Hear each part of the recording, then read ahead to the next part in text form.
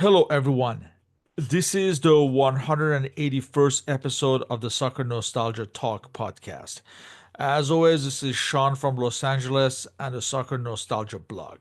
For this episode, I interview English author Mr. Ivan McDouall discussing his book, Only the Real Thing: Aston Villa and the Coca-Cola Cup, 1993 to 1996.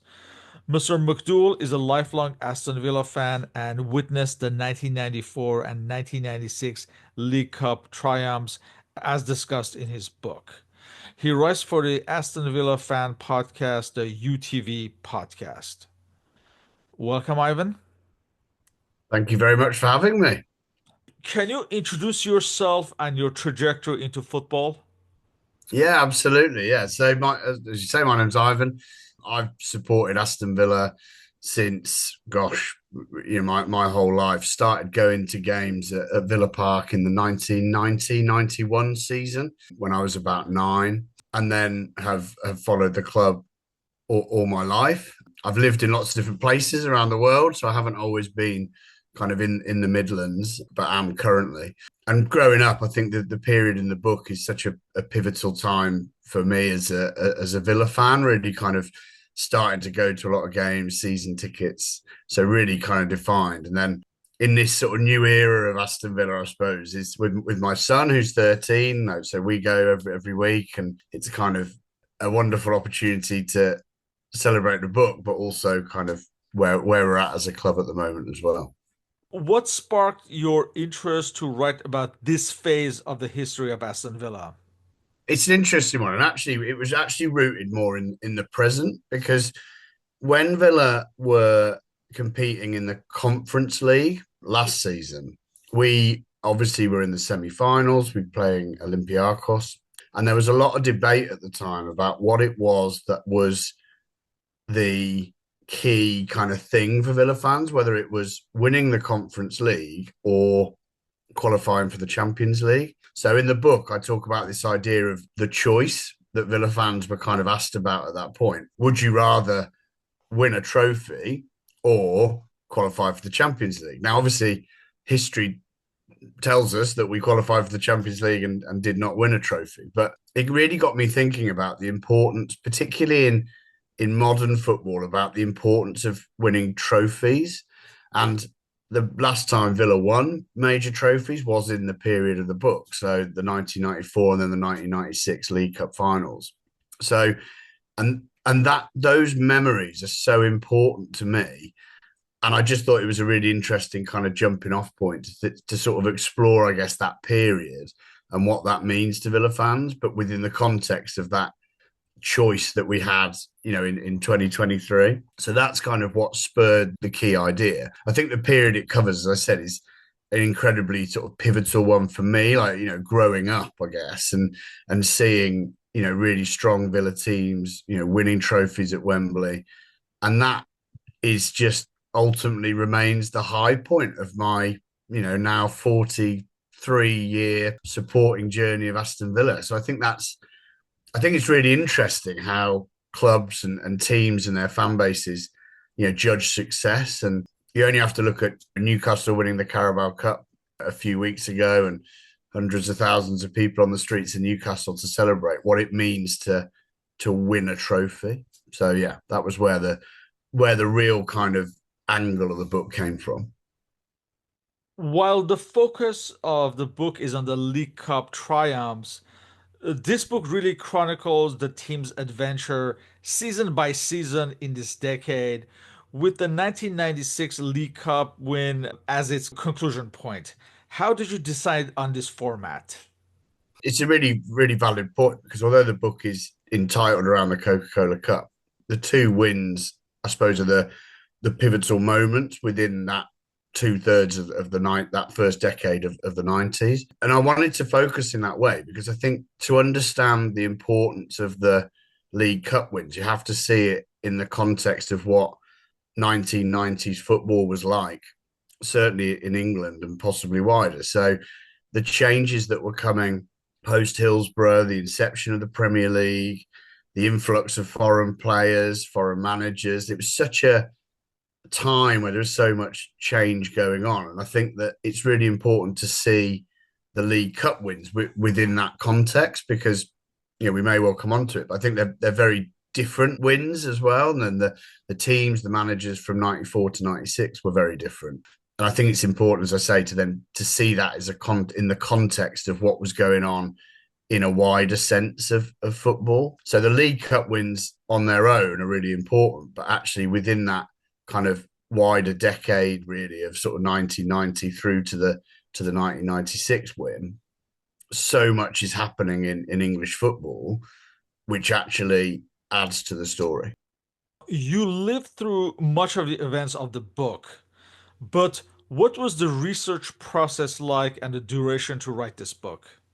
Yeah, I mean, it's really interesting. I mean, I absolutely did live through it. And I mean, at both finals, at both semi-finals, and most of the games that are covered in the book. I think the real challenge for me is, and I'm sure lots of people writing about something which they love and have lived through, is that it's the testing of your memory. So I would recall certain aspects of certain games, or maybe who had scored in a game or who'd missed a penalty shootout. So the big key research for me was almost that fact checking, or my own fact checking, because I couldn't assume really that, oh, actually, although I remember the team on this day was this, actually I needed to make sure of that, because I've written a book that hopefully will be enjoyed by lots of different football fans who will also remember the time. So it's those facts have got to be right. So the big duration for me, and the input was around really kind of going through in fairly minute detail what happened in this season, what happened in this season, what happened in this season, what happened in this game, how did that game change, who came on it, and all those sorts of things that actually were the key part. And people often ask me, like, how long did it take? And I think that the research was definitely, or the fact checking, or the confirmation of my own memory was probably the thing that took the most time. I really enjoy writing as a process, and quite kind of wouldn't go as far as say I find it easy. But I think once I have an idea and a clear kind of trajectory of where I want to go with something, then I can kind of move quite quickly. So it's that research and those facts that were really important.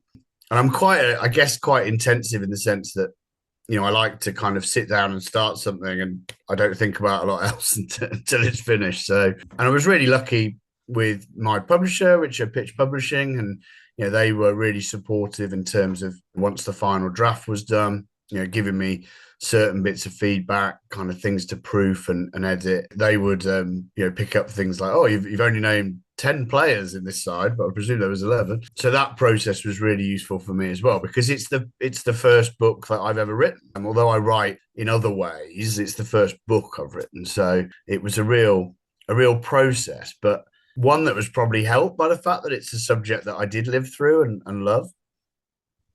Let's go back in time. What was the status of Aston Villa in the English football landscape as we come to the beginning of the decade of the 1990s? Yeah, it's a really interesting question, because if we look at the 80s as the context for that, obviously having won the English League in 1981 and the European Cup in 1982, what then proceeded was a real decline and relegation. So Villa had been promoted back to the top division in 1988. So as the 90s dawned, we were still relatively kind of re-establishing ourselves as a top flight force, although we had that kind of mentality of having won the European Cup and being seen as kind of a big historic club. And Graham Taylor, who'd overseen the 88 promotion back to the Old English First Division, obviously then oversaw a second place finish to Liverpool, which was a huge surprise to lots of people. And again, was kind of reconfirmed, I suppose, Villa's, perhaps the view that Villa fans had that we were a club that could compete at that level. Unfortunately, I guess the success of Taylor at Villa meant that post-Italia 90 and Bobby Robson's leaving of the English manager's job is that Taylor then got that job. And I think that was quite a pivotal point again in terms of how he'd taken the club forward and kind of where we would go next. And coupled with Taylor's departure is that although it was a year on, Italia 90 also meant David Platt was on the minds of lots of people from a very global focus suddenly, which, as I say, although he stayed another 12 months after Taylor, his departure as well. He was such an important player for Villa. That didn't put us back to square one, but I think made the chairman, Doug Ellis, really think actually, well, how are we going to move on from this? So, in a nutshell, promotion, re-establishment, great second place finish, but then, yeah, Italianite is a bit of a disruptor to then take us into the decade. In addition to David Platt, what was the backbone of the team as we come to the start of this decade? Well, I think Paul McGrath was a really important part of that. So he'd been brought in after some kind of debate around his fitness and kind of personal life at Manchester United, but was really trusted in that team that finished second under Taylor to be kind of that linchpin at the back. And I think that he was probably, along with Platt, arguably the key kind of driver of that side. And, obviously one that sustains into the story of the book. So right through to playing in 94 and 96. I think it's interesting the other players in and around that side at the time were perhaps not overly glamorous or well known. We still had players that had a legacy from the European Cup, so Gordon Cowans, but actually a lot of the players, so Stuart Gray, Chris Price, Ian Ormondroyd, Ian Olney, were really players that Taylor had kind of plucked from lower league sides in lots of cases, but really had built a team. We still had Nigel Spink in goal, etc. So there was a real mix of kind of some sort of older heads, but then actually Taylor's great skill was molding that into a team that could perform. So it's interesting to sort of look back and actually see it as not necessarily as a kind of star-studded side, really, under Taylor, which would then begin to change as we went through the decade. Yes, and we can also name Derek Mountfield, the Danish defender Kent Yeah, Nilsson, others like Tony Daly, the winger, the Irish striker Tony Cascarino, and of course the Trinidad striker Dwight York, who had not really exploded yet, but he was a few years from breaking through and becoming a star. Another constant in the story is the team chairman, Doug Ellis. What can you say about his trajectory up to this point? Doug is such an important part of Villa's story, really, and sometimes get some kind of bad press, I guess, which is a shame because he had an incredible influence on the club and poured his heart and soul and a lot of his kind of personal wealth and experience into that. I think that Doug was always slightly disappointed that he'd vacated the club temporarily around the time of winning the league and the European Cup. So I think when he then came back as chairman, he was determined, in essence, to show that he could lead the club to success. So I think his reputation obviously was one of deadly Doug and getting rid of managers and so on, which is true to a point. But actually, if you look at this period, is that actually if you look at Graham Taylor, he didn't get rid of Taylor. He wouldn't have wanted Taylor to go, I'm sure. But obviously, Taylor made that choice to go to England. But, Doug was always very supportive, I think, of the idea that Villa could again be that force. So I think if we look at the period of the 90s, it was, the 1994 and 1996 wins were, I suppose, vindication for him personally that actually the resource that he pumped in and everything that he'd done for the club was beginning to bear fruit. I think conversely, what happens afterwards is that his impatience with managers, perhaps after those wins, was driven because they'd won those League Cups. So he'd had that kind of taste of success. And when that didn't necessarily materialize after 96, that's when he became a little bit more impatient with managers, possibly, of actually, right, we need to, what are we doing? We need to win more. We need to win more. But personally, I really value his role that he played at the club, and lots of people have different opinions about that. And of course, one of our stands at Villa Park still bears his name, which I think is testament to that influence. To set up the League Cup victories, we should discuss the previous seasons. So let's start off with the 1990-91 season. Obviously, Aston Villa has a new manager, the Slovak Josef Venglos, who had just managed Czechoslovakia in the 1990 World Cup. This is also the first season of English clubs back in Europe, and Aston Villa, as the runner up, is one of those teams competing in the UEFA Cup. So let's look at this season along with transfer activity. The transfer activity was rather light. You have Joseph Venglos bringing in Ivo Stas from Banik Ostrava, who would Yeah. hardly make an impact. Later in the season, Neil Cox is signed, the defender from Scunthorpe United. And near the end of the season, we have Gary Penrice, a midfielder coming from Watford. Despite David Platt's brilliance, it would be a very difficult season for Aston Villa. They would just finish above the relegation zone. They finished 17th out of 20. There's the matches against Inter in the UEFA Cup where there's a remontada of sorts by Inter after losing 2-0 at the Villa Park. So all in all, a disappointing season, and the impending departure of David Platt was always on everyone's mind. And Joseph Venglos, though a well-respected manager, did not seem to be able to adapt to the English league. Yeah, absolutely. I mean, to start with Dr. Joe, as he was known. I mean, again, another link to Italia 19 and Czechoslovakia have been relatively successful in that tournament. So I think that I'm always kind of like to see it as Doug Ellis perhaps liked to be the idea of sort of the first chairman to bring in a foreign manager to the English First Division. So it was maybe a bit of vanity on his part. But there was a real, he was a successful coach. Let's be clear about that. I think part of the problem for him at Villa and by extension coming to England was that perhaps some of his ideas were a little bit ahead of his time. And you mentioned Tony Daly earlier. I've heard him speak about Dr. Joe a few times over the years. And Tony Daly, who is now a very respected kind of sports scientist, fitness coach, talks really positively about some of the changes that Venglos attempted to make around Bodymore Heath in terms of players' diets, their lifestyles, which now sounds obvious.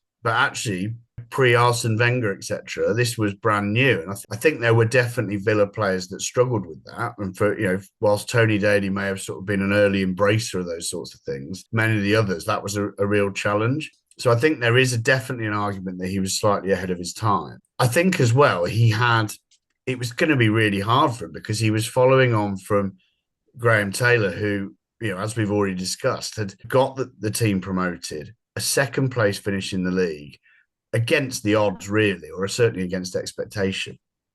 So it was always going to be really hard for him to follow that.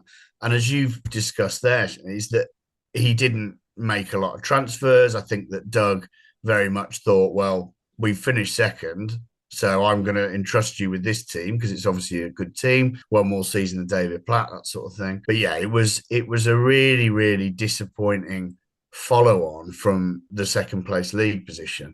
But we will always have that night against Inter Milan at Villa Park, the first of two in this decade. And Kent Nielsen, again, a player you mentioned earlier, scored an absolute screamer in that game, and hugely exciting night at Villa Park. And unfortunately, when we went to the San Siro, we couldn't essentially back that up. Against a really strong Inter team. They had their three Germans at that point, so Klinsmann, Bremer, etc. So really, really strong team. But yeah, I think if we were to look for a highlight of the Venglos era, it would be that Inter game at Villa Park, and then perhaps sowing some of the seeds of what would be a wider cultural change that would come over the rest of the decade, really, in terms of expectations on players and their lifestyle and fitness. We come to the 1991-92 season. David Platt departs to Bari in Italy, and there's a new manager, Ron Atkinson. Let's take a look at this season. This time, the transfer activity would be much more Huge, significant. yeah. Yeah. You have the veteran Cyril Regis coming from Coventry City, Polish defender Dariusz Kubicki from Legia Warsaw, future international Ugo Ehiogu from West Bromwich Albion, English duo Delian Atkinson and Kevin Richardson return from the Spanish League and Real Sociedad. Manchester United goalkeeper Les Sealy arrives. Sean Teal is signed as a defender from Bournemouth, and he would make an impact. As well as Steve Staunton, the Irish international, comes from Liverpool. Later in the season, you have the likes of Gary Parker coming from Nottingham Forest. There's a transfer of a German duo that really went under the radar, Stefan Mhm. Beinlich and Matthias Breitkertz, who came from Bergman, Borsig Berlin. And I remember reading about them in the World Soccer magazine the following year. That was a rarity. And I Yeah. think reading your book, this was the first case of a team signing two Germans, I believe, in the English league. Yeah, that's right. I mean, it was, and again, really symptomatic of some of the change that was on its way, and I mean, it seems strange, doesn't it, now to think of talking about two Germans in the top flight and things like that, because it's the cosmopolitan nature of football has just exploded. Unfortunately, neither made a huge impact in their time at Villa, but did went off and had relatively successful careers everywhere else. And Darius Kabici is another example of that as well. But yeah, I mean, it was a huge kind of transfer period, and actually the players that came in would really go on to, in most cases, then define that era. So the likes of Sean Teal, Richardson, Dalian Atkinson were really pivotal, certainly in the 1994 win. Hugo was a bit more of a junior in 94, but would be pivotal in 96. So the signings that Atkinson made really set the tone then for what was to come. It's also incredibly sad. I mean, I mentioned it in the book. There's a quite a famous photo of Ron Atkinson with all of his signings of that summer. So Teal, Seeley, etc. And of course, you look at it now, and four of those players are no longer with us. So Hugo, Dalian, Cyril, and Les Seeley have all departed. And I think that it's a really poignant photo for me because it's just shows how much can change in such a short space of time, or a relatively short space of time. Later in the season, of course, we have the Oldham defender Earl Barrett coming in, Yeah.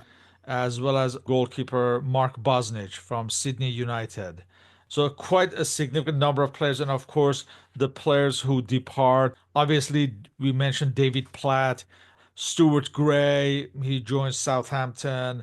Kevin Gage joins Sheffield United. Yeah. Tony Cascoigne is offloaded to Celtic Glasgow. Ian Ormondroyd joins Derby County. Garrett Penrice goes to Queen's Park Rangers.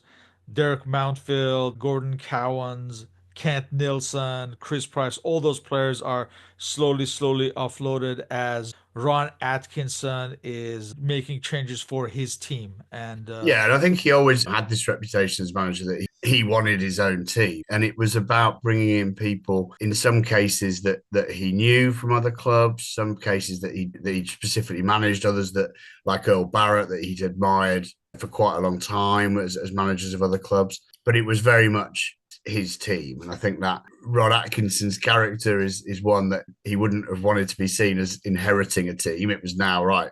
I'm here, and this is now going to be the Ron Atkinson show, really. there's this improvement in the league in Yeah. what is to be the final season of the Old English First Division. Yeah, we were pretty inconsistent. I mean, the final position was good, although I think really relied on a better start to the season rather than the end. But yeah, we were inconsistent. There were some good results, and it felt a very sort of transitiony type season with all those new signings and sort of Atkinson trying to kind of put his stamp really on a different playing style to that we'd seen under Taylor and then briefly Venglos. We come to the 1992-93 season, the inaugural Premier League season. Ron Atkinson's side, they finished runners up behind Manchester United. This is the second time in the decade that the team has finished runners up. So let's look at this season where Aston Villa gave a good run to Manchester United in winning their first title in 26 years. That's another something that sounds impossible these days, but at the Yeah, time, that was the holy grail at the time for Manchester United to yeah, win the league title. So, as far as the players arriving, we have Ray Houghton, another Irish international from Liverpool. Frank McAvenny, the Scottish striker, arrived from West Ham United. And later, early in the season, Dean Saunders, the Welsh striker, again from Liverpool, arrived. Also, later in the season, you have future Irish international Gareth Farrelly arriving from Home Farm, and also Danish midfielder Henrik Larsson arrived from Italian side Pisa. The players who left included Ian Olney, who joined Oldham, And others like I think Ivo Stas, who again didn't make any impact in the short time he was there. He was offloaded. There's a great trivia quiz question about Ivo Stas, though, because often people say, who is the only player to have scored for Villa without making an appearance? And it is Ivo Stas because he scored an own goal for Banik Ostrava against Villa, but then obviously joined Villa and never played a first team game. So technically he has scored for the club, No. but never. Yeah, Yeah. yeah. I didn't even think about that. You're right. Yeah, yeah. But yeah, though those signings, I mean, the key one, because it's a bit of a feature of this decade as a whole, but goals were always a bit of a problem in the terms of a consistency basis of a striker. So although Villa didn't struggle for goals per se, often in tight games, it was perceived they sort of lacked an out and out striker. So the signing of Dean Saunders, which came a few games into 92-93, was seen as being the answer to that problem. And well, relatively did prove to be the case. So, I mean, his Villa debut came against the side that he just left, Liverpool, and he scored twice in a 4-2 win. Probably most famously, if you remember Ronnie Rosenthal's awful miss Oh, yes. in that game. But yeah, I think Dean Saunders, that was, Ron was absolutely desperate for what he would, he perceived as being a goal scorer, and Saunders was seen as the answer to that. So I think he was, in some ways at that time, seen as a bit of the missing piece of the jigsaw for Ron Atkinson. The team finished runners up, which was a significant achievement and the progress shown from the couple of seasons prior. So it looked like Aston Villa were going places at this point. Absolutely. So we come to the 1993-94 season that's marked by the first League Cup triumph. Let's look at this season and have you walk us through this League Cup adventure, which, if you think it was like the first trophy since winning the UEFA Super Cup in 1983. Yeah. So there's some changes this season as far as sponsors as well. Aston Villa were with Umbro and Maita Copiers. From this season, they're like A6 as a kit supplier and a German company Mueller for sponsors. And do you Yeah. remember in the beginning of the season, they did not have the sponsors yet, and some fans had already bought the kit, the replica Correct. kit. I think eventually it was decided that those fans could bring in their kids and have, I guess, Muller printed yeah, on. Yeah. exactly, yeah. So I Yeah, no, remember it reading was, about and that. yeah, Yeah. you're absolutely right. They did start the season without a sponsor. So, and in fact, in the first League Cup tie, they played without a sponsor. I do think, again, it's perhaps in the context of modern football, it's quite a strange thing. But to me, that it was quite a transition from Umbro to A6 and Mitre Copiers to Muller. I think it just felt different. And I think, Mitre Copiers had sponsored Villa for a huge amount of time, or originally under Mitre and then Mitre Copiers. But so it felt like a real kind of change. But yeah, it was. I think it's a really interesting season because you finish second, and often you might sort of assume that the drive of the club maybe is to then sort of consolidate from that point. Part of my research for the book, Sean Teal, who you've mentioned, who was played centre back for most of Atkinson's tenure alongside Paul McGrath. He's written a book about his own career. And again, I've kind of had the opportunity to speak to him a couple of times. And he talks about the fact that actually they went into 1993-94, not necessarily solely focused on the league, but focused on the idea of winning something because they felt as a team, we are in a good place, but we need something to show for it. And whilst second place finishes are great, and in modern money, fourth place finishes and things like that, but it was that drive to have something to show for it. So I think that ultimately the League Cup campaign offered that.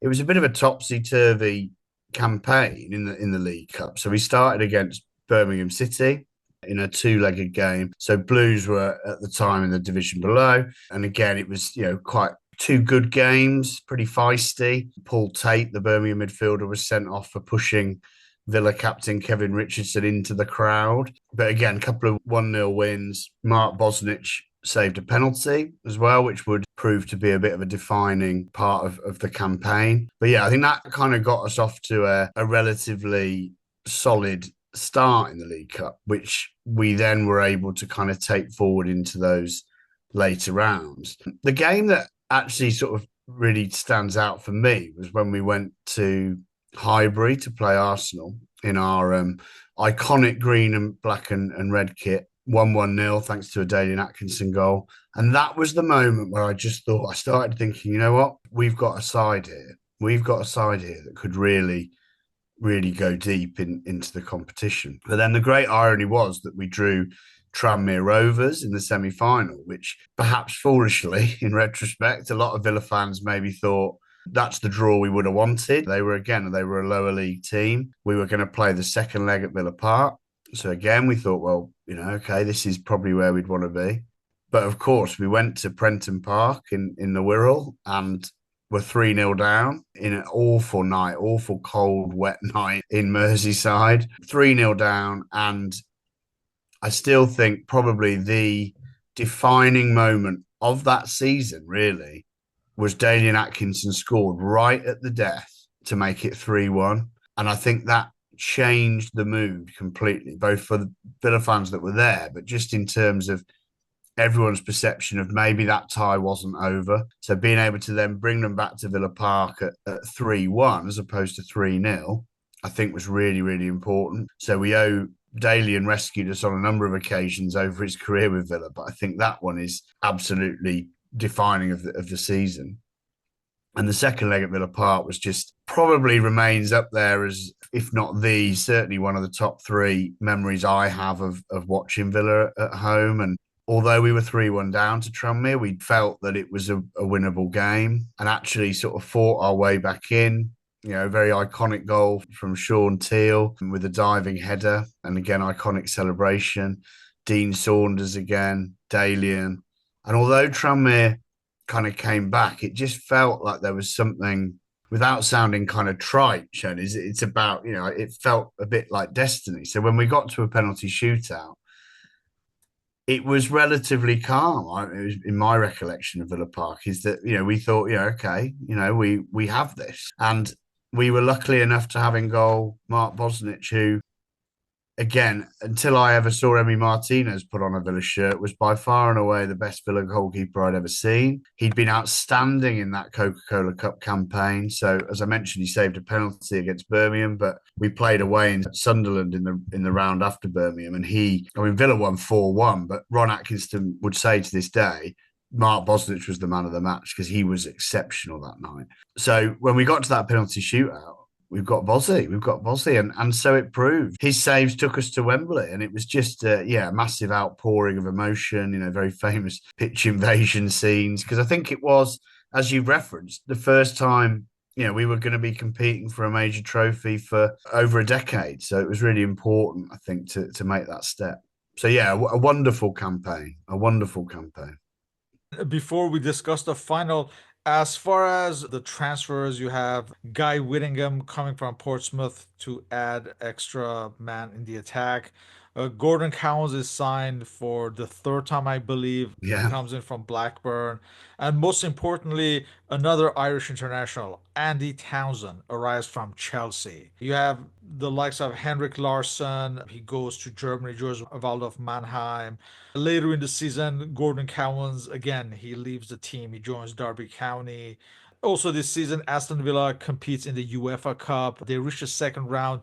They lose to Spanish side Deportivo La Coruña. Very good side with the likes of Bebeto in the yeah, side, who yeah. almost won the Spanish league title that season. This is also the last season where there's a match at the Holt's End. You already mentioned a significant point of this season is Mark Bosnich taken up in goal, replacing Nigel Spink as the starter. He would make a significant contribution to Aston Villa in the coming years. We come to the final at Wembley on March 27th. This is one of the greatest Manchester United sides. They would win the double that season. It's a Manchester United of Eric Cantona, Mark Hughes, Ryan Giggs, on and on. Peter Schmeichel, who also was suspended, I believe, because I think he was sent off in the FA Cup. Maybe that was a Yeah, it reason. was the I don't remember. previous week. Yeah. I mean, and Yeah. and that was, I remember thinking, I remember getting so in Birmingham we used to have the Sports Argus, which was the football pink, which came out on a Saturday. So you'd go and pick it up fresh off the press from a newsagent. And the week before the Coca-Cola Cup final, Schmeichel had been sent off, and that was the headline on the Sports Argus: Schmeichel to miss cup final. And that just shows how important that was. And with great irony, it meant that Les Sealey, who was obviously a former Villa player, played in goal for the final.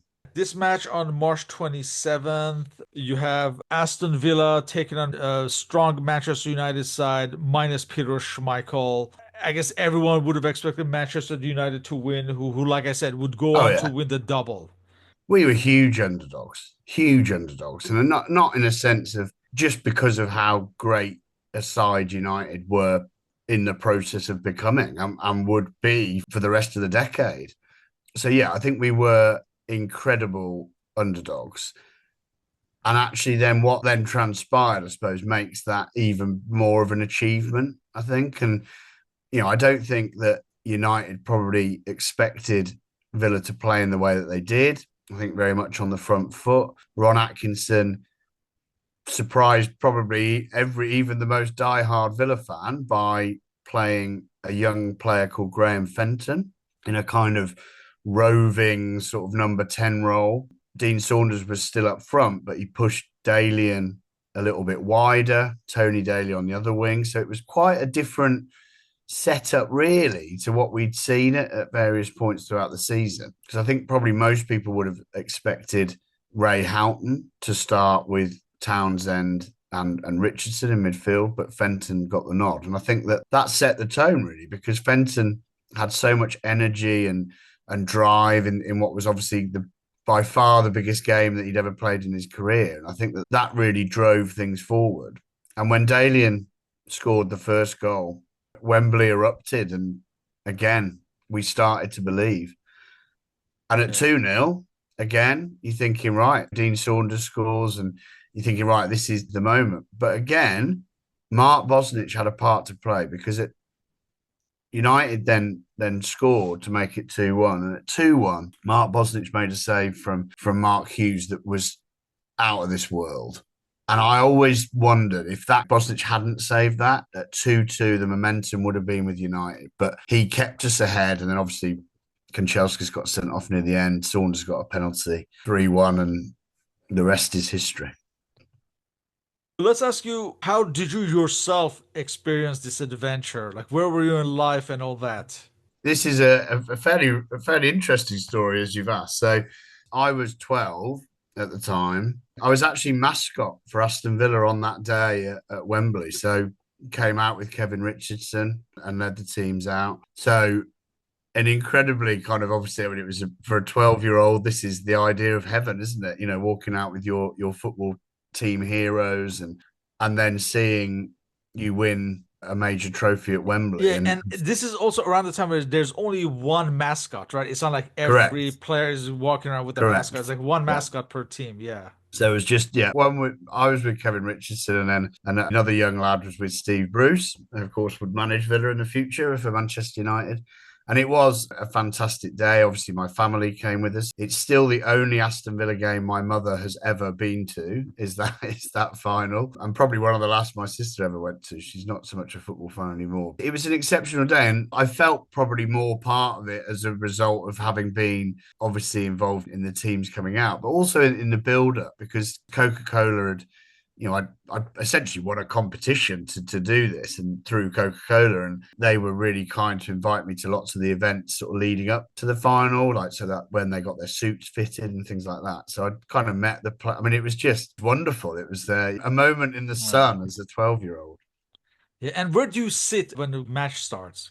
So we were right behind the dugouts, essentially. My parents and sister were already there, and then once the game kicked off, I was kind of taken up. So we were very close to the pitch, and then obviously when the players go up, it's sort of, we were looking around up above where they put the trophy up. So yeah, very close. Probably, well, certainly closer than I was 2 years later in 1996. So do they involve you in the post-match activities, or it's just No, I didn't know. We didn't have anything. I mean, there was a reception afterwards that was hosted by Coca-Cola that we did go to, but I think the club maybe were at something separate. So once they'd kind of lifted the trophy, it felt, I mean, it was marvelous. But yeah, I didn't essentially then have any kind of further contact with them. Yeah, I'm sure they were just equally enjoying their moments, weren't they? We come to the 1994-95 season. It's the end of the Ron Atkinson era, and he's replaced by, during the season, by another former Villa favorite, Brian Little. Let's look at the season with the transfers and other activities. I do remember reading a Shoot magazine around this time, and there was this impression that Aston Villa were looked upon as an old team made up of veterans. So there was an effort to maybe include a few younger players into the team. This explains like the transfers of the likes of Nai Lamptey, the Ghanaian international, Nai Lamptey, who came from PSV Eindhoven, usually these days looked upon as a cautionary tale of how to not handle a young player who seemed to have so much potential, was seen as a future superstar, but somehow didn't reach those heights. You have Phil King coming from Sheffield Wednesday, defender, and the veteran striker John Fashanu arrived from Wimbledon. Quite a strange set of transfers, really, isn't Yeah. As far as the players leaving, you have the Polish defender Dariusz Kubicek joining Sunderland. Neil Cox joined Brian Robson's Revolution at Middlesbrough. it? The German duo Matthias Breitkertz and Stefan Beinlich joined Hansa Rostock in Germany. Steve Froggatt joined Wolves. The team struggles early in the season. Ron Atkinson is sacked on October 10th after a closely fought match against Wimbledon that Yeah, finishes 3-4. yeah. Do you think at the time his dismissal seemed a bit harsh? It did. It did. Although, as I alluded to earlier, I think we're beginning to see at this point, with having won the 94 Cup, that Mr. Doug Ellis is starting to think, right, well, we've won something now. We need to win things all the time. So I think that's important context. So, and I think it did feel harsh because Ron was a hero because of what he'd done. You know, we'd finished second in the league, then won the League Cup. So what more could you ask for in a sense? But I think that what we were beginning to see, not only through Doug Ellis, but also in terms of maybe how those very early stages of Premier League life or Carling Premiership life, were beginning to see that heightened expectation that we now see. You know, if you think about 2025, managers get sacked in weeks, don't they, if they're not achieving what is perceived to be the expectation. So I think it was harsh.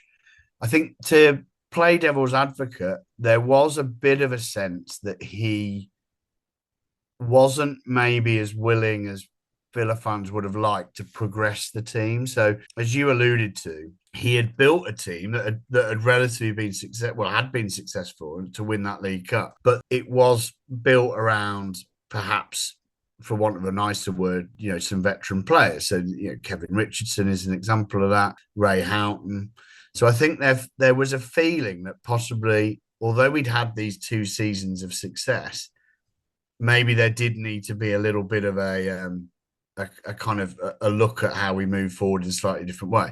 And I think the transfers that you've listed there were pretty underwhelming. You know, Fashanu was a really left field kind of idea, which ultimately didn't work. It would have given Atkinson a very different way of playing, perhaps, you know, with that idea of a target man. But, you know, Fashanu was never particularly prolific at Wimbledon. He had a certain style of play. Phil King, again, was a squad player, although had a very iconic moment, which we may talk about in a little while. And Niall Lamptey was unknown, essentially, although, as you say, was very fated as a sort of 16, 17-year-old. And again, had probably one or two iconic moments for Villa in that season. But yeah, it did feel like a bit of a shock, and it felt like a bit that Ron had, you know, been shortchanged a little bit. What stood in Ellis's favour is that the appointment of Brian Little, and one of Villa's favourite sons, quickly made people forget about that because it was the return of the king, essentially. This was someone who was an exceptional player for Villa, albeit in a career that had been cut short through injury. So actually, from a Villa public's point of view, it was okay. Well, we do feel a bit sorry for Ron, but hey, Brian Little's back. Yeah, and Brian Little was managing Leicester City in the Premier League, who were struggling.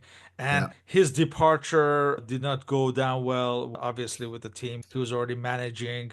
And we should mention that before his departure, Ron Atkinson, he was able to eliminate Inter from the UEFA Cup with a penalty kick shootout. Yeah, Uh, the second into story in the book and our conversation today. So yeah, and as I say, I mentioned Phil King. So Phil King, who we'd signed that summer, scored the winning penalty at Villa Park to knock out Inter Milan, who had Gianluca Pagliuca in goal, who you may not be aware is a big Aston Villa fan, which is interesting. But yeah, no, again, an iconic night. Ray Houghton with a goal that foreshadowed one that would come for Ireland in the World Cup. But yeah, and I think again, a really defining point of Ron Atkinson's tenure and the decade as a whole. But again, one that we in that competition at least couldn't follow through into any real further progress. And the knockout to Trabzonspor was really disappointing, having dispatched Inter Milan. But yeah, Phil King again. I talk about this kind of concept a lot, and I really like the idea that as a football fan, even players who on the surface of it make small impact or don't play a lot of games or are only there for a few months, someone like Phil King is in that bracket, but will forever have that moment when he scored that penalty against Inter Milan, which Villa fans will remember forever and will be in the history books. So I think I love that idea of it's not always the superstars, it's those people that have that one moment of impact. with Brian Little on board, the team is struggling. He, just like Atkinson, put his stamp on the team and does a number of signings and offloads a number of people. He brings in Ian Taylor from Sheffield Wednesday. Later, he brings in striker Tommy Johnson and defender Gary Charles from Derby County, and then Franz Carr from Leicester City. Also from Blackburn Rovers, he brings in defender Alan Wright, who was not able to establish himself there for a team that would go on to win the Premier League title that season. He offloads Guy Whittingham, Earl Barrett, Gary Parker, Kevin Richardson, who joins Atkinson at Coventry, later Gareth Farrelly and Ray Houghton. So there's an overhaul of players as Huge. Yeah. Brian Little is building his own team, even during these first months of his tenure. There's improvement, but the team just finishes above the relegation zone in the 18th position. And let's remember that season, four teams are relegated as Yeah. they're reducing the Premier League. Despite the tight finish, it was a satisfactory start by Brian Little, taking over from Ron Atkinson. Again, going back to this idea of Ron Atkinson's side being an old team, Brian Little took little time in dismantling Atkinson's side and bringing in his own players. Was this a testament of Atkinson's side being old, or just a case of a new manager wanting to stamp his authority? I think it was a bit of both. I think there was an acceptance that some players were beginning to have run their course. And although a lot of those players, again, I'll use Kevin Richardson as an example, had been incredibly consistent for Villa, there was a feeling that there maybe just needed a bit of a refresh. But I think the key thing was that Little wanted to play in a different way. So he wanted to play with wing backs, which was a bit novel at the time, or very novel at the time. And I think that meant that there wasn't necessarily the existing playing squad to do that. So, whereas Atkinson had always played with the back four, the signings of Alan Wright and Gary Charles were principally built on that idea that they would be the wing backs.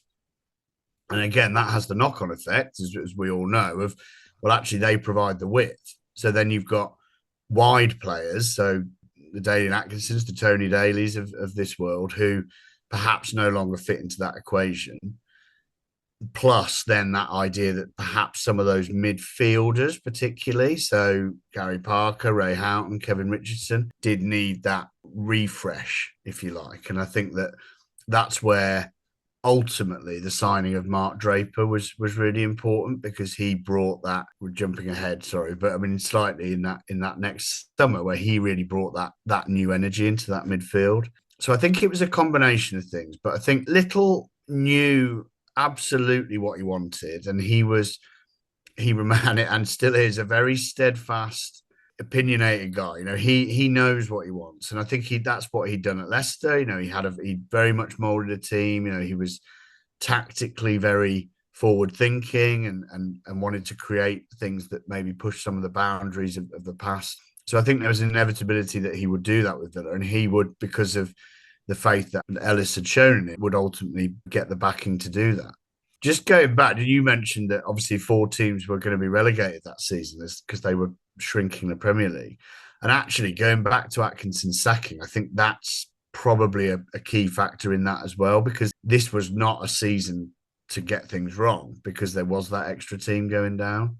But yeah, I think when you look at it, you know, when you look back, yeah, it was actually, there was some real improvement under Little initially, and we were actually quite high in the league for a spell around kind of February, March, but then it did drop off again. And then obviously, as you say, we just really escaped on the last day. We drew with Norwich with Steve Staunton goal. But again, it felt that it was, despite the low finish, it felt like it was a positive trajectory again. I think that's important. So we went into the following season with a renewed sense of hope that was, you know, a huge credit to Brian Little in kind of encapsulating that at Villa Park.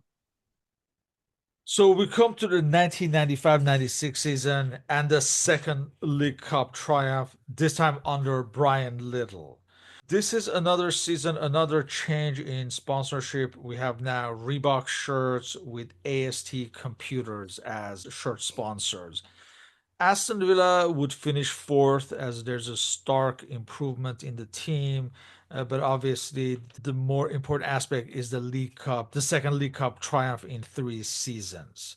In terms of transfer activity, you have future England national team manager Gareth Southgate arriving from Crystal Palace, Serbian striker Savo Milosevic arrived from Partizan Belgrade. Mark Draper, of course, one of Brian Little's former players, comes from Leicester City.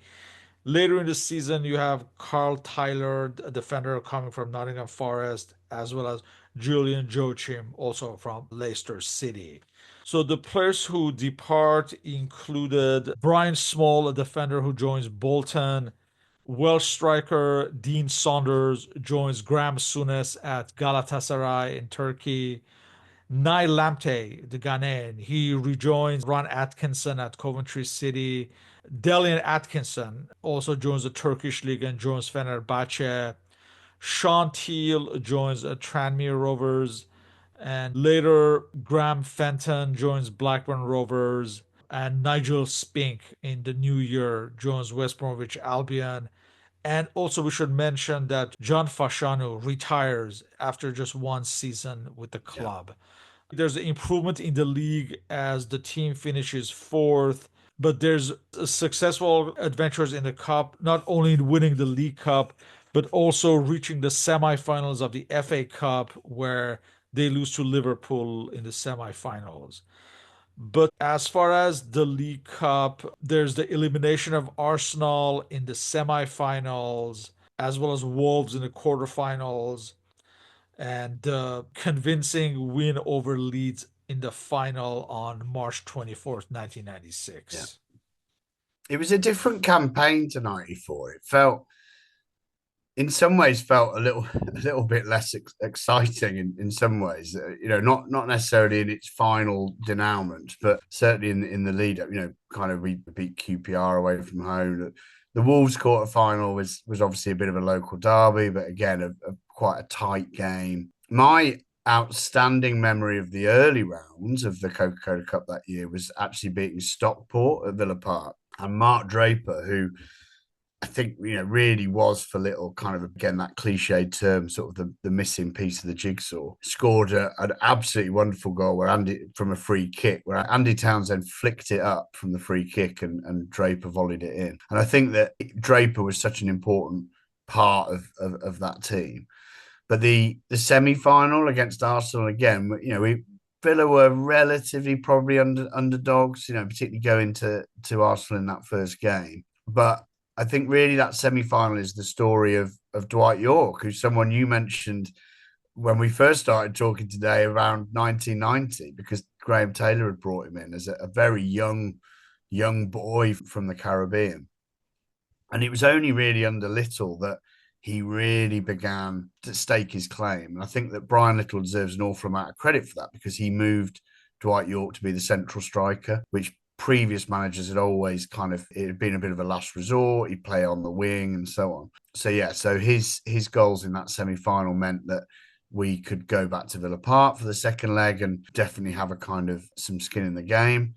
The second leg at Villa Park was a bit of a grind. It was a 0-0 that we meant that Villa went through on away goals. But again, I think showed really the pragmatism of Brian Little in his management career, really, is that although he had very strong opinions, he wasn't averse to the idea that it was horses for courses. And in certain games, he would need to play a certain way to grind out a result. In other games, Villa would be free flowing and so on. So I think it sort of bears significance to that. I think I'd also mention Gareth Southgate, who you obviously alluded to. And I think he was a really important part of that campaign, because obviously he was a midfielder at Crystal Palace, but Little brought him in to play as the middle centre-back in a back three or a back five with wing-backs alongside Hugo Ehiogu and Paul McGrath. And I think that was really integral, again, along with Draper, to how Little wanted to play. And I think that, that spine of that 1996 team, so Bosnich was still in goal, and Southgate, Draper and Townsend in the middle, and then Dwight Yorke up front was incredibly effective. And we went into the final probably as differently to 94. We were probably we were the favourites. So it felt very different. And I certainly remember going to Wembley that day thinking we were going to win. And we duly dispatched Leeds 3-0 with not complete ease, but with certainly perhaps less challenge than we might have expected. But yeah, another great day, and to win 2 cups in 3 years is a great success. But particularly given the change, and this is what the book talks about, the change between those 2 eras, really. Although they're only a small amount of time apart, so much had changed at the football club. Yeah, and the only remnants from 1994 for this triumph were Mark Bosnich, Paul McGrath, and Andy Townsend. Yeah, they were the only 3 players that started both finals. Steve Staunton was on the bench in 1996 and had started in 94. But yeah, McGrath, Bosnich, and Townsend were the linchpins, I guess, of both campaigns. What were the differences between the 1994 triumph under Atkinson and the 1996 one under Little? I think the key thing was that how we went into those finals. We went into the United final in 94 as huge underdogs to a really strong side. And therefore, the win perhaps was more emotional because of that, because it was unprecedented in a sense, coupled to the fact, as you've pointed out, Villa hadn't won a trophy for 11 years. 96 felt different because most of the people in Wembley Stadium that day, from a Villa point of view, had been there 2 years earlier to see us win it. So I think it felt part of maybe something longer term than this one-off magical moment. But also the fact that we were largely favourites and we weren't particularly challenged in the game itself. I think stylistically the 2 sides were incredibly different as well. And just from that formation point of view, moving to a 5 at the back under Little, a bit more narrow perhaps than Ron Atkinson trying to sort of stretch the play with the likes of Tony Daly. So it did feel stylistically quite different. And it felt more, maybe this is the wrong word, but I mean, it felt more modern. That's the only word I can use, in the sense that the 1996 final felt the difference between, we'd had 3 seasons of the Premier League. We had Savo Milosevic scoring, and that felt very different to then Atkinson's team of perhaps those mainly British-based kind of players. And it did. It just felt more modern. Someone more eloquent than me might better explain that better, but that is genuinely how it felt to me. It just felt more modern. Yeah, and I think in the book you also mentioned that the 1994 team with the older players, it seemed like an end of a cycle, while Yeah. this one with Brian Little seemed like a beginning of a new era in some ways. Yeah, absolutely. And I think for Atkinson in 94, it was the culmination of his work, if you like, whereas 96 felt, although it didn't necessarily materialize, 96 felt like it was the beginning of something with Little. We had, and within the context of the season as a whole, we finished fourth, FA Cup semi-finals. That is a great season. I'd bite someone's hand off for a Villa season like that now. So I think it did really feel like, whereas Atkinson was the end of that period, for Little it was right. We can really push on now and challenge.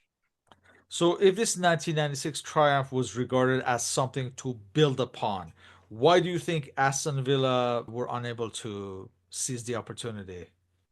It staggers me, really. I say in the book, if someone that day at Wembley had said to me, fast forward 30 years and Villa will never have won a major trophy again, I'd have thought they were mad, because we won these two Coca-Cola Cups, fourth in the league, semi-final, all these sorts of things. So what we saw was an unraveling that was just completely unprecedented. And I suppose the ultimate failure of Little to take that on, because he was such a, as I've described him already today, as that sort of, the return of the king, Villa's favourite son. And I think there was so much investment that he could go on to really build this Villa side in perhaps some of his own image of a player, and the way that the attacking verve that he had. I think that the challenge for Villa was around players as much as anything. And I think that we struggled really to build on that, in the sense of the players that we brought in didn't necessarily serve perhaps the intention or the aim that they were intended to, or they didn't provide the impetus to the team. So one really strong example of that is Stan Collymore, who was had a relatively successful period at Liverpool, but ultimately they were willing to let him go. But he didn't ultimately push the team on perhaps to the next level. And I think that was sort of some of the frustration. And then over that period, obviously, when Little left and was replaced by John Gregory, again, we would see some sort of marginal gains. And Gregory really had a really successful start to his period as manager. But again, we tended to fall away. So, we were quite famously top at Christmas in 98, 99, and then really fell away. And I think it's really hard to put your finger on it. But I think it was at a time where so much was changing, and teams were, particularly Manchester United, were building these dynasties, that actually to compete with that on a sustained basis was perhaps more challenging than, as Villa fans, we thought it would be. Despite your personal role during the 1994 triumph, for you personally, which of these has more of a resonance? It's 94. It's 94 for me. I mean, because it was the first time, I was a baby when we won the European Cup. So it was the first time I'd seen my football team win a trophy. And even detaching kind of personal involvement in it, it means so much. And it still does, and it won't be probably until, if Villa were to lift the FA Cup this year, and I would see that with my son, then maybe that would be a kind of new high point. But I think it has to be 94. And actually, I found when I was writing the book that actually I kind of, maybe it comes across in the book, but I found that just the memories of that campaign as a whole were just the stronger. They were just the stronger. I think that is because it was the first one. And I loved 96, and it was great, but it just didn't feel as novel, I guess. Maybe I should be more appreciative of it, given that I've not seen my team win a trophy since. But yeah, it 94 all the way. unfortunately. Looking back, I mean, are these league triumphs significant mainly due to the fact that they were achieved under two different managers with virtually different personnel? Yeah, absolutely. I mean, that is, to me, that's what makes it quite a unique story because teams obviously win things consecutively and in periods of time, don't they? But it's not often that they do that with the overhaul that happened in between Villa's wins. And I think that makes it particularly special. And I think, unfortunately, the part of the reason they're special is that they remain the last time that Villa lifted a trophy. So I think that they will always, you go to Villa Park now and you see a lot of Muller shirts and Reebok AST sort of retro shirts because they are staging points in fans' lives of watching their team. And that's why they remain important 30 years on. To be more analytical, how would you compare the League Cup triumphs compared to the runner-up positions in 1990 and 1993? And which one do you think should take significance? Yeah, and I mean, it goes back to, when you asked me about kind of the idea behind the book and, talking about this idea of choice that we, in modern football, obviously finishing second probably means more than it did in 1990 and 1993 because it gives you Champions League football. I think that for me, I mean, I have incredibly fond memories of 92, 93, particularly in finishing second. We had an iconic Umbro kit with laces. And I do have really fond memories of that. But for me, it's not as significant as winning a trophy. And it never will be. It never will be even like now. And that was, when I was talking earlier about the choice that Villa fans were sort of being asked about winning the Conference League or getting Champions League football, I'd have taken the Conference League, even though I know that monetarily and resource wise for a football club, Champions League football is transformative. Nothing for me beats the memories of lifting trophies. So I think for me, although both those second finishes were great accomplishments, in the test of time, what we will remember is those trophies. Do you think younger fans are aware of these triumphs, or is it mostly the older fans who look back fondly? I think for people my age, there is obviously an incredible nostalgia around the period because we lived it.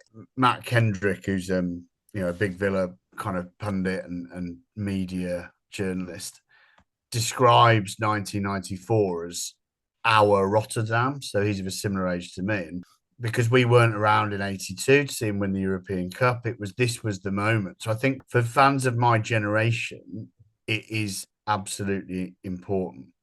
We've had a bit of a new lease of life, though, perhaps in terms of younger fans. So last year was the 30th anniversary of the 1994 win, and there was a lot of events and kind of notification essentially around that. So I think that has kind of built a new interest. And as I say, I think, you go to Villa Park now and you see lots of Muller shirts and people with McGrath 5 on their back and things like that. So there is, and that is younger fans as well. So I think there is a resonance with younger fans, but perhaps lacking the true nostalgia of people my generation. And I think that's what I want for younger fans, though, is that moment, and it's for Villa to finally win a major trophy again, to give the next generation this moment of, that again, as I've said, that staging post, I suppose, in their Villa supporting lives. In closing, for Aston Villa fans and historians, what is the legacy of these double League Cup triumphs and why should they be regarded to higher esteem? Other than a nostalgia thing, I guess. I mean, I think that the legacy is more about that broad history of the club. And I think that the 90s wins, I suppose, in my view, really kind of put us back on the footballing map, if you like, because of the decline after winning the league and the European Cup had been so extreme. To then come back and with those second place finishes and then win those two League Cups competing in European football. We talked about being Inter Milan, all those sorts of things, being a part of that new Premier League. I think it was really important in a reminder, maybe to the club itself as well, but also to the general footballing public that this was, Villa, as Emi Martinez says, Villa are a big club, mate. And that was important that I think those trophies were really important in establishing that and giving the club the confidence to, although we've talked about the fact that ultimately that real further success didn't materialize, is that even in the interim years going into the 2000s under Martin O'Neill, we were relatively competitive. And I think that that does stem from that rebuilding started by Graham Taylor and then those two League Cups. So I think they are really, really important. Maybe continue to do so until hopefully Unai Emery masterminds some kind of win of a trophy this season. With that, I would like to thank you for your participation in this interview. All our respective contact information and the link to Mr. McDouall's book are on the blog and podcast uploads. So, Alvin, thank you very much and hope to continue these discussions on football history. Thank you very much for having me. It's been a real pleasure. Great to talk to you. Thank you.